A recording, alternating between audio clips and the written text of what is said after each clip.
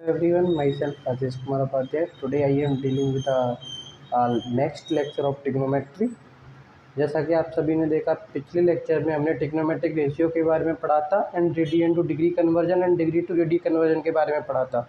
इस लेक्चर में हम लोग ट्रिग्नोमेट्रिक टेबल के बारे में डील करने वाले हैं। तो जो भी लोग इस चैनल पर नए हैं वो इस चैनल को सब्सक्राइब करें और अपने दोस्तों के साथ शेयर करें। ट्रिग्नोमेट्रिक टेबल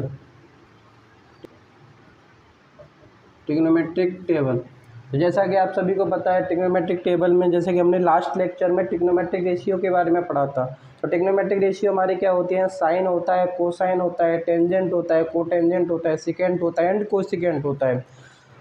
तो हमने लास्ट लेक्चर में बात की थी कि थीटा की बात की थी। थीटा हमने बताया था कि एंगल है। अब डिफरेंट एंगल के लिए अगर हम बात करें तो ट्रिग्नोमेट्रिक रेशियो की जो वैल्यू होती है वो डिफरेंट होती है। जैसे फॉर एग्जांपल साइन की बात करें तो 0 से लेके एंगल हमारा कुछ भी हो सकता है। एंगल हमारा एक कॉन्टिन्यूस क्वांटिटी है तो वो कॉन्टिन्यूसली चलेगा, 0, 0.5, 0.1, 0.2, 0 इस टाइप से।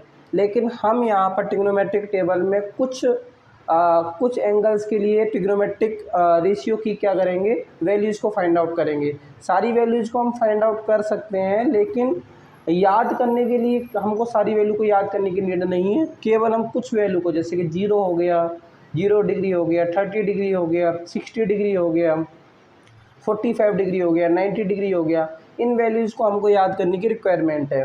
बाकी सारी वैल्यू को याद करने की रिक्वायरमेंट नहीं है। कुछ वैल्यूज़ को हम निकालना भी सीखेंगे आगे चल करके, हाफ एंगल फार्मूले वगैरह उन सबको यूज़ करके कुछ वैल्यूज़ को निकालना सीखेंगे।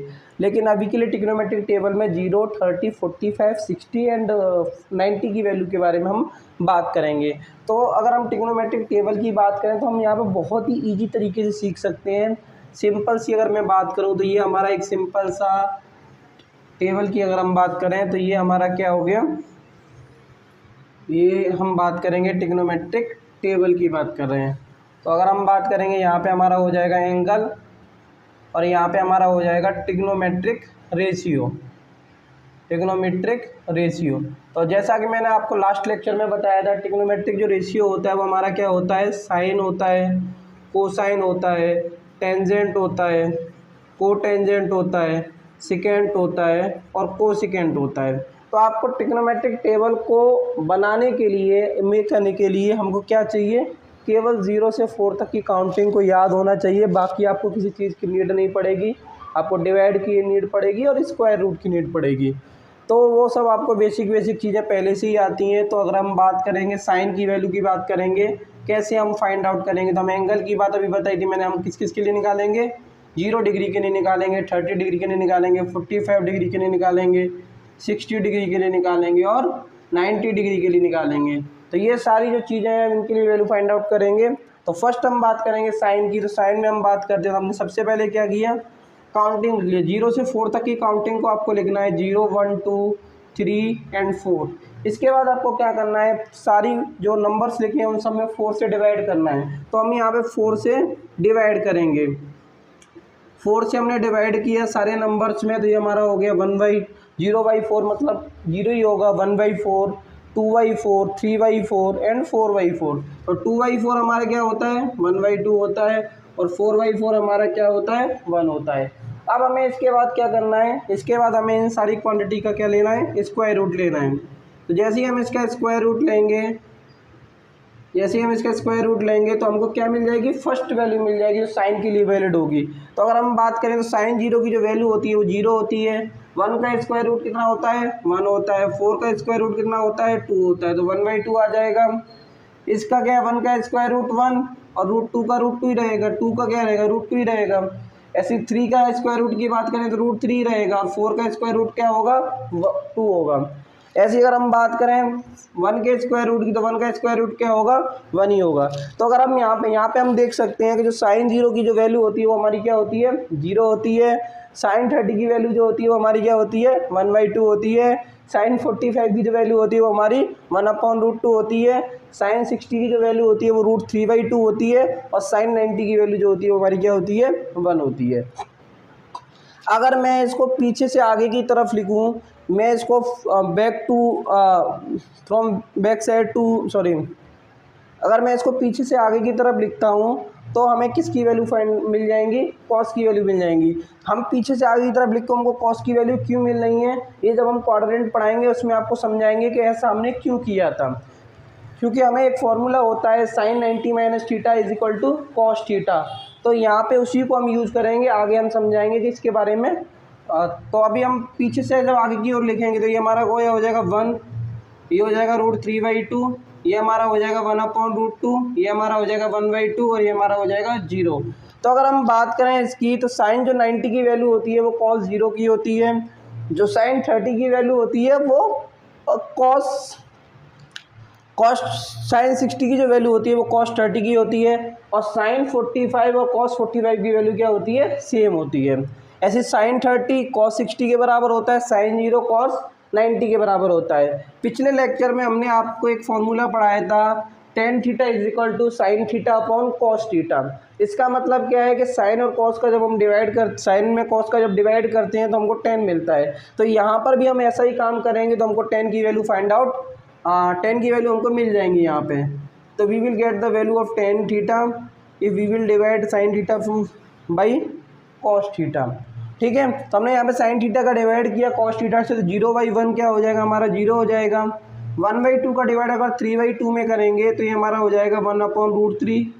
1/√3 का डिवाइड करेंगे इसमें 1/√2 में तो ये हमारा क्या हो जाएगा, 1 आएगा, क्योंकि सेम नंबर का सेम नंबर से डिवाइड होगा तो क्या आएगा, 1 आएगा। √3/2 का 1/2 में डिवाइड करेंगे तो √3 आएगा, और 1/0 का करेंगे तो यहाँ पे हमारा क्या होता है, इनफाइनाइट। ये चीज़ हमें याद रखनी है कि 1/0 जो होता है वो इनफाइनाइट होता है, और 0/1 होता है वो 0 होता है। इस चीज़ को ध्यान में रखना, कुछ बच्चों को कन्फ्यूजन रहता है इस बारे में। तो यहाँ पे हमारी जो tan की वैल्यू आ गई है, tan 0 जो होता है वो 0 होता है, tan 30 जो होता है वो 1/√3 होता है, tan 45 जो होता है वो 1 होता है, tan 60 जो होता है वो √3 होता है, और जो tan 90 होता है वो हमारा क्या होता है, इनफाइनाइट होता है, अनडिफाइंड होता है। क्लियर है। अब यही एक और फॉर्मूला होता है cot 90 minus theta is equal to tan theta, या फिर tan 90 minus theta is equal to cot theta. तो अगर इसके आधार पे मैं अगर चेक करूं तो हमारा जो cot होगा उसको भी मैं ऐसे ही लिख सकता हूं, tan का जो पीछे से अगर मैं आगे की तरफ वैल्यू को लिखूंगा तो मुझे cot की वैल्यू भी मिल जाएंगी। तो यहाँ पे हमारा क्या हो जाएगा बेटा, इनफाइनाइट, तो इनफाइनाइट cos 0 का वैल्यू हो जाएगा अनडिफाइंड। उसके बाद क्या हो जाएगा, √3 हो जाएगा, 1 हो जाएगा, 1/√3 हो जाएगा और 0 हो जाएगा।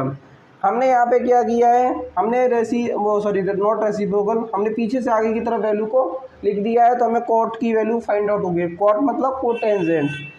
अब मैंने आपको पिछले लेक्चर में एक फॉर्मूला बताया था, आपने अगर अभी तक पिछला लेक्चर नहीं देखा है तो आप डिस्क्रिप्शन में दिए हुए लिंक पर क्लिक करके पिछले लेक्चर को देख सकते हैं। उसमें हमने ट्रिग्नोमेट्रिक रेशियो के बारे में पढ़ा है, and radian to degree conversion and degree to radian conversion के बारे में पढ़ा है। तो सेक थीटा को मैंने आपको पिछले लेक्चर में बताया था कि सेक थीटा जो होता है वो कॉस थीटा का क्या होता है, रेसिप्रोकल होता है। रेसिप्रोकल होता है, इट मीन्स अगर मैं इसके न्यूमरेटर को डिनोमिनेटर में चेंज कर दूं तो मुझे सेक की वैल्यू मिल जाएगी। तो 1/1 को अगर मैं करूँगा तो ये 1 ही आएगा। अगर मैं इन दोनों को करूँगा तो ये हमारा क्या हो जाएगा, 2/√3 हो जाएगा। अगर मैं इसको रेसिप्रोकल लूँगा तो ये क्या हो जाएगा, √2 हो जाएगा। मैं इसका करूँगा तो 2 हो जाएगा, और मैं इसका अगर रेसिप्रोकल की बात करूँगा तो जाएगा 1/0। क्यों, रेसिप्रोकल का मतलब क्या है, न्यूमरेटर को डिनोमिनेटर में चेंज करना है और डिनोमिनेटर को न्यूमरेटर में चेंज करना है। तो यहाँ से ये क्या हो जाएगा, अनडिफाइंड हो जाएगा। और जैसा कि अभी तक हम पढ़ते आ रहे हैं वही चीज़ कि अगर हम कोसेक थीटा की बात करें तो कोसेक थीटा क्या होता है, सेक 90 माइनस थीटा होता है। हम आगे के लेक्चर में या फिर इसी लेक्चर के बाद में बात करेंगे। तो कोसेक थीटा हमारा क्या हो गया, इनफाइनाइट की अगर मैं तो इसको अगर मैं पीछे से बात करूंगा, पीछे से अगर मैं आगे की तरफ लिख दूँ, कोसेक 0 क्या होता है, अनडिफाइंड होता है, इनफाइनाइट होता है। कोसेक 32 होता है, कोसेक 45 जो होता है वो √2 होता है, और ये हमारा क्या होता है 2/√3 होता है, और ये हमारा क्या होता है 1 होता है। मैं आप सभी लोगों की जानकारी के लिए बता दूं, जो साइन और जो कॉस होते हैं उनकी जो वैल्यू की कह सकते हैं उनकी जो रेंज होती है वो -1 से +1 की ओर होती है। अगर कोई आपसे बोले कि sine theta is equal to 4 तो आप उस चीज़ को दिमाग लगा सकते हैं कि वो पॉसिबल ही नहीं है, क्योंकि साइन और जो कॉस का, अभी हम आगे चल करके ग्राफ्स की बात करेंगे, साइन का ग्राफ बनाएंगे, कॉस का बनाएंगे, टेन का, कॉट का, सेक का, कोसेक का, तो सारे ग्राफ से क्लियर हो जाएगा कि इनकी वैल्यू कहाँ से कहाँ तक लाई करती हैं। लेकिन मैं आपकी तो बेसिक नॉलेज के लिए बता देता हूँ कि साइन थीटा और कॉस थीटा जो होते हैं वो -1 से +1 की ओर क्या करते हैं, केवल लाई करते हैं, -1 से ज़्यादा, -1 से कम वैल्यू नहीं होगी और +1 से ज़्यादा वैल्यू नहीं होगी साइन और कॉस की। और ऐसे ही जो सेक थीटा और कोसेक थीटा होते हैं उनकी जो वैल्यू होती है वो 1 से बड़ी होती है और -1 से हमेशा छोटी होती है।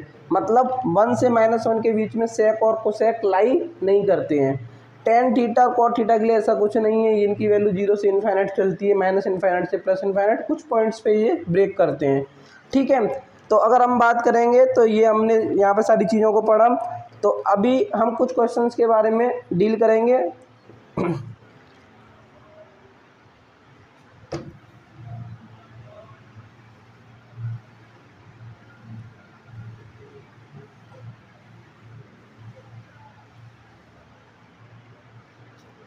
तो हम कुछ क्वेश्चन ले लेते हैं, बेसिक क्वेश्चन ले रहे हैं। अभी हमारा बेसिक चल रहा है, तो किसी को ज़्यादा चिंता नहीं करनी है। हम 0 to हीरो सीरीज़ को लॉन्च किए हैं, तो 0 से स्टार्ट करेंगे और आगे चल करके बहुत ज़्यादा एडवांस लेवल पर लेके जाएंगे। तो अगर किसी को लग रहा है कि ये सब उसको आता है तो वो 1-2 लेक्चर को स्किप करके आगे के लेक्चर से जुड़ सकता है। लेकिन अगर किसी को बिल्कुल कुछ भी नहीं आता है तो फर्स्ट लेक्चर से फॉलो करें, तो उसके लिए बेनिफिशियल होगा। ठीक है, तो हम एक क्वेश्चन लेते हैं, सिंपल सा क्वेश्चन लेते हैं। मान लो फॉर एग्जाम्पल 1030 अपॉन 1 - के 10² 30।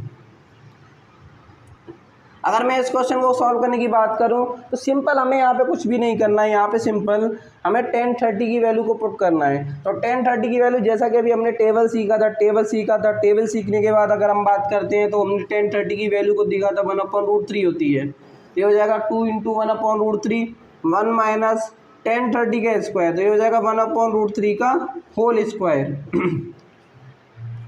तो ये हो जाएगा 2/√3 अपॉन 1 - के 1/3। तो अगर हम बात करेंगे इसकी तो ये हो जाएगा 2/√3 डिवाइडेड बाई 3 का इधर डिवाइड तो 3 - 1/3।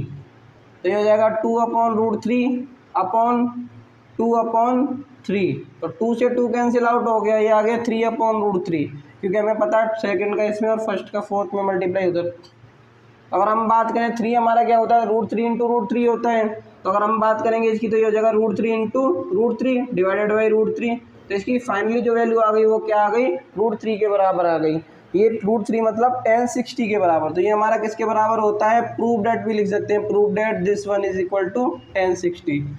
तो इस टाइप का ये बहुत ही बेसिक क्वेश्चन था, स्कूल लेवल का क्वेश्चन था।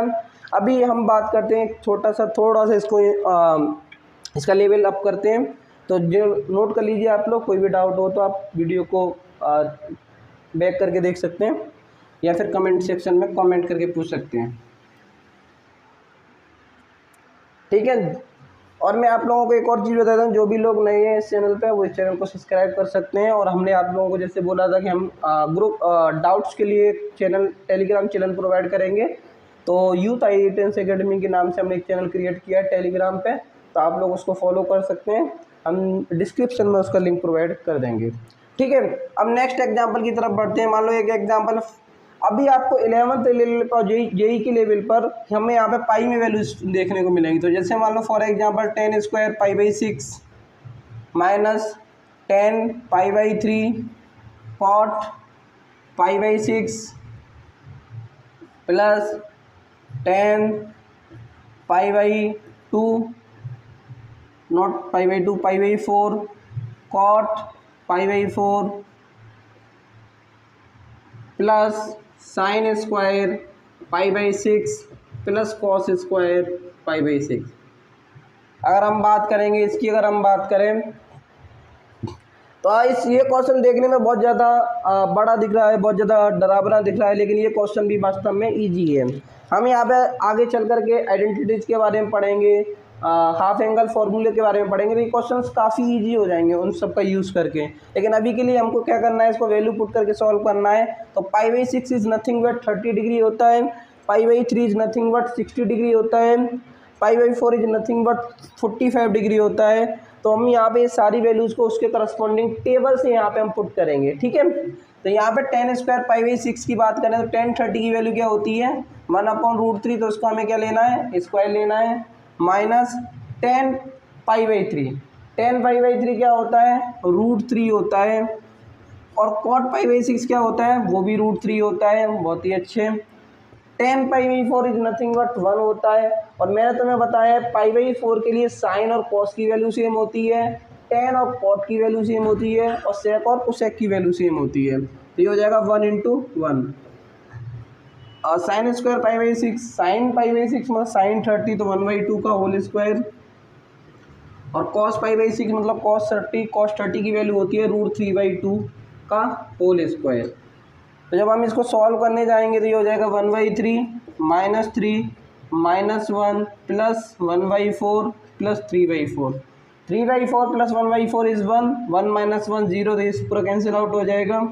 ये हो गया 1/3 - 3, तो 1/3 - 3 कितना हो जाएगा हमारा माइनस के, एक सॉल्व करके दिखा देता हूँ। 1/3 - 3/1, ये हो जाएगा 1 - के 9/3, तो ये हमारा हो जाएगा -के 8/3। तो ये माइनस के जो 8/3 है ये हमारा क्या है, फाइनल आंसर है। तो ये क्वेश्चन वास्तव में इजी होते हैं। आगे चल कर के हम ट्रिग्नोमेट्रिक आइडेंटिटीज को पढ़ेंगे, क्वाड्रेंट के बारे में सीखेंगे, तो बहुत सारी प्रॉपर्टीज़ को जब सीखने के बाद हम इन क्वेश्चन को करेंगे तो ये काफ़ी इजी हो जाएंगे। जैसे कि ये डायरेक्ट क्या हो जाता, 1 हो जाता अगर हमको sin square theta plus cos square theta = 1 की प्रॉपर्टी को पता होता तो आगे चल करके हम सीखेंगे, तो डोंट वरी अबाउट दिस। आगे बढ़ते हैं इसी लेक्चर में 1-2 एग्जाम्पल के साथ।